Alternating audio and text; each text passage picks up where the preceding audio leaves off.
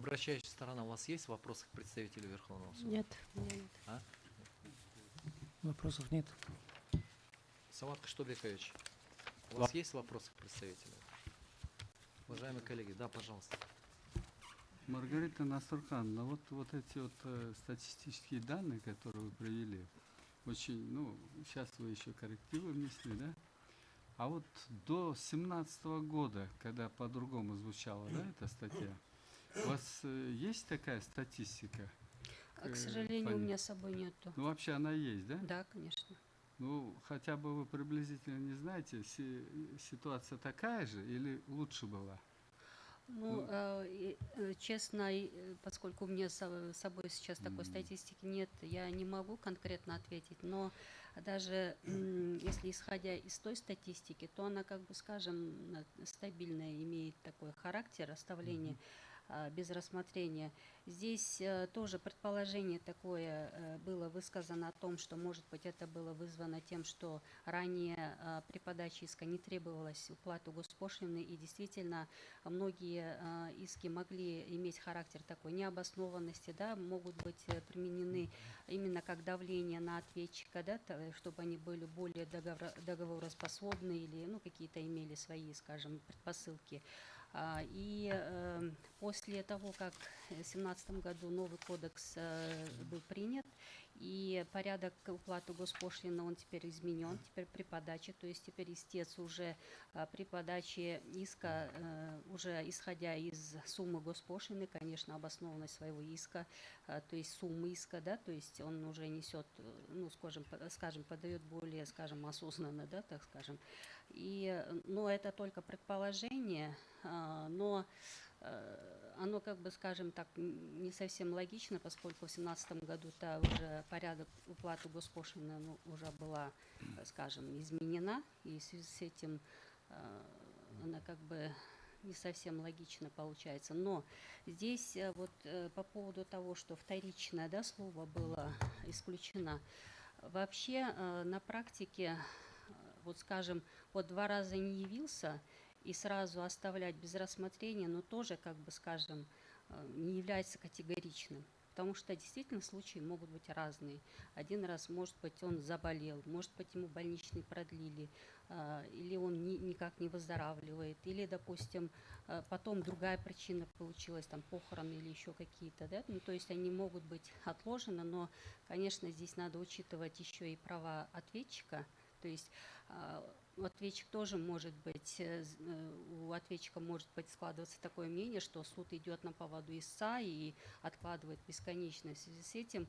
И вот здесь вот, когда оставляется без рассмотрения, все-таки суд учитывает, что если на следующее судебное заседание, да, допустим, или после того, как он получил, что его исковое заявление без рассмотрения оставлено, он может обратиться опять же к этому же судье, представить свои, допустим, больничный лист или какие-то там документы, которые подтверждают его уважительность, что он не явился на судебное заседание, он может тут же отменить. И такие случаи, скажем, такая практика широко применяется, поэтому, наверное, суд, как бы, скажем, учитывая, что, в принципе, его права совсем категорично не прекращаются, и поэтому такие, скажем, такой порядок, такая конструкция в Гражданском процессуальном кодексе предусмотрена.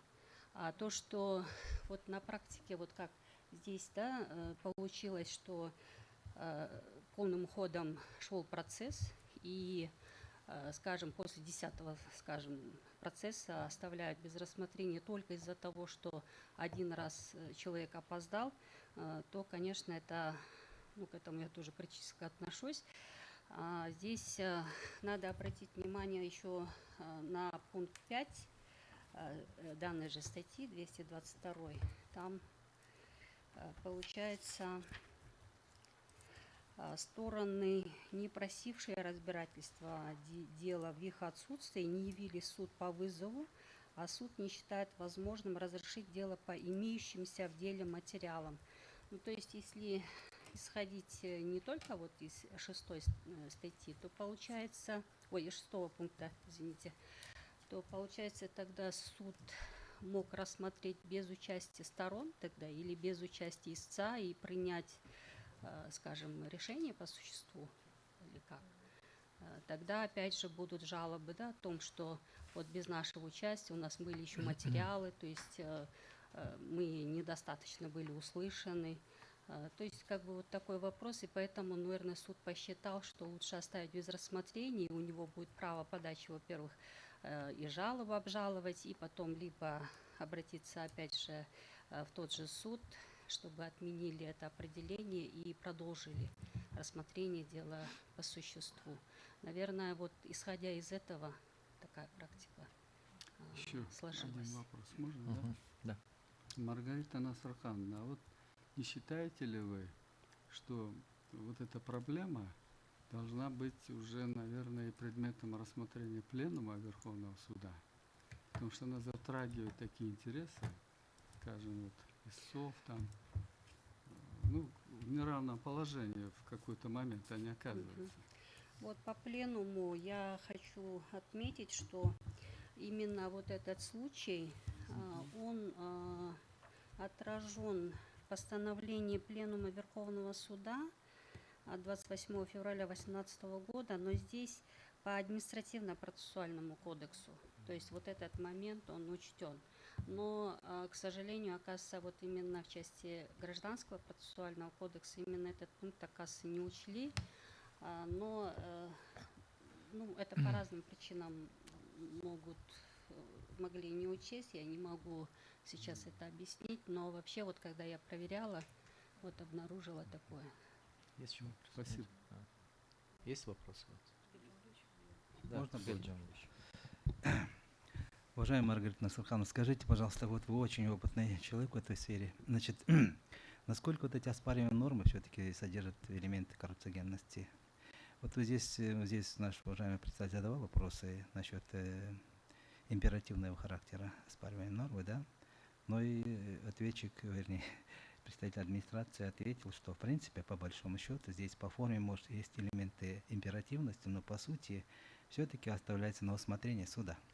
То есть, если человек адекватный, я имею в виду судья, адекватный, ну, не все же судьи бывают, вот, адекватный, такой справедливый, как говорится, да, и он не может сразу же просто так взять и, так, грубо говоря, вот, бездумно взять и безжалостно оставить без рассмотрения.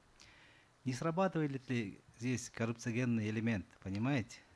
Ведь таким образом безапелляционно суды, ссылаясь на так называемый императивный характер этой нормы, говорят, я же не виноват, я не могу по-другому поступить. Я сделал дептруп, потом ждет, когда же придет соответствующий истец и будет клянчить, объяснять причины, уважительность, неуважительность. А там столько факторов, которые можно просто взять и легко отменить, то есть не признать. Вот этот момент, как вы смотрите с точки зрения?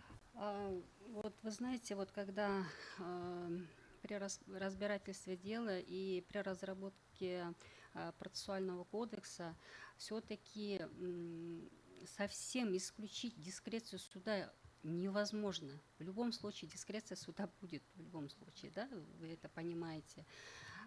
Но, ой, извините, но в данном случае, допустим, сказать, что это имеет коррупциогенный характер, я бы...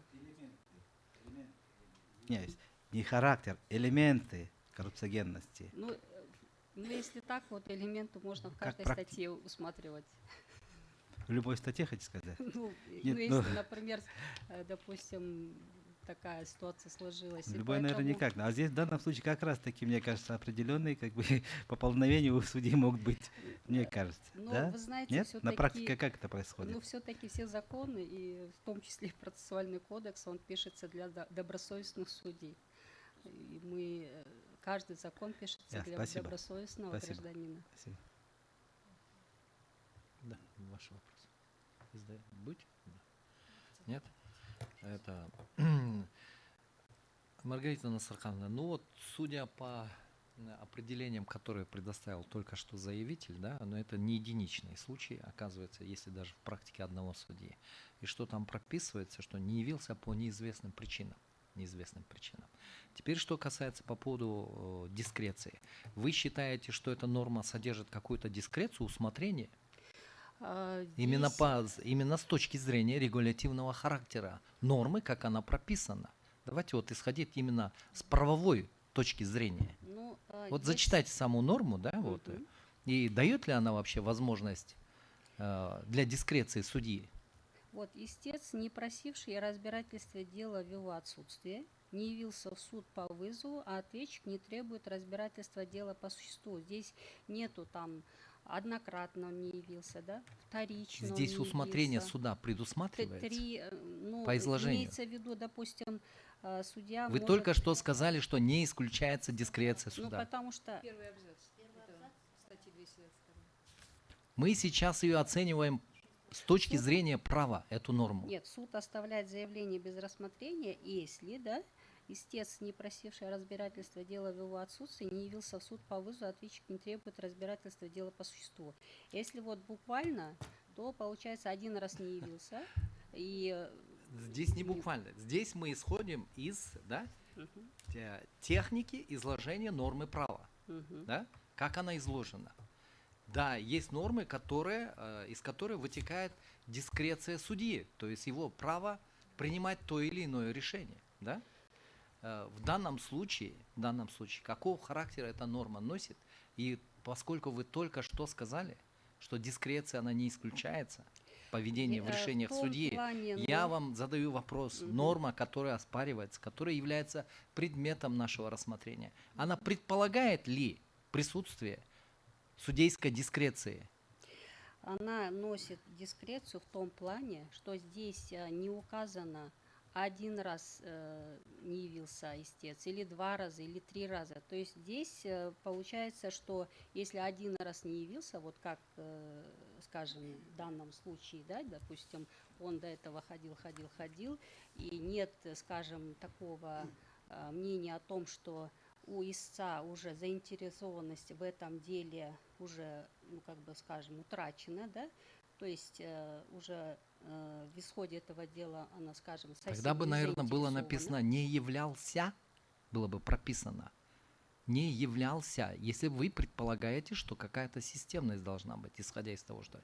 Тогда бы было бы, наверное, излагалось иначе эта норма. Не являлся. То есть я не говорю свое мнение, я Мгм. говорю как бы в продолжение ваших утверждений. Но, судя, допустим, вот вы же говорите, что не единожды такое применяется. Ну, допустим, вот один раз, если не явился, то если буквально вот читать, то суд вправе применить данную норму. Но, допустим, не уверена в том, что все Он сразу вправе или, вот, хорошо, он вправе что, или обязан это сделать? допустим, один раз не явился и сразу же оставляют все заявления без рассмотрения, я не могу такого утверждать. Я сейчас говорю по поводу вот этой нормы. Вы сейчас говорите, как ее применяют на практике, да? Но на А практике здесь же, ее, видимо, применяют и так, и таким образом. да. Мы сейчас разбираем, и причем предоставлен не один случай, что, в общем-то, оставляют без рассмотрения. Мгм. Оставляют без рассмотрения. Мы говорим о регулятивных возможностях вот Да, этой суд, нормы, как нормы права. Как мгм. нормы права.